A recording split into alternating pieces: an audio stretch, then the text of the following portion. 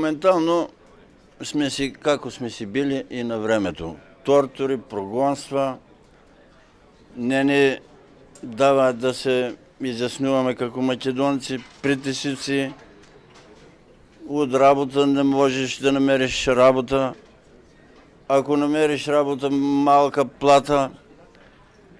Лично аз имам в момента 2 дела, судски дела, което това е притиск, за да доживувам лошо. Што е тоа што ви треба? И притиск у семейството, това, което кажувам, е за мене, но това се отнесува за сите македонци. Омо Линден я направихме, притисците стана още по-големи. Зедохме да пратиме документи до Българското народно събрание, до българските институции, искаме македонски език, македонски училища в Пиринска Македония. Отговарят ни, нема македонци, българския устав не дозволува такви неща. От ова средба сме дошли да си изкажем нашето мнение.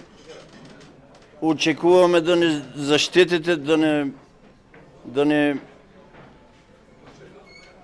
помогнете или да се каже и по светото и в България да се пратят, че не има нас и сакаме правата в България. Не се откажуваме, нема да се откажем от това нещо. Сега договорът, аз имам лично мое мнение, ама ние стратегията на Република Македония не я знаеме, не ни я кажува никой. Договорът го сметам аз лично, че е щетен за македонците и за Република Македония. Затова повече от договорът се пише, че България има предимство пред македонците. Да празнуваме заеднички празници, ние нямаме никакви заеднички празници с българите. Ние си имаме отделна история, отделна култура, така нема що да празнуваме с бугарите заедничка история. Договора не го оценуваме никак си. Защо? Добросъседски отношения винаги могат да се направят на добри начала. Какъв договор подписваш, не ми е ясно. Значи там няма македонци в България, а в Македония има българи.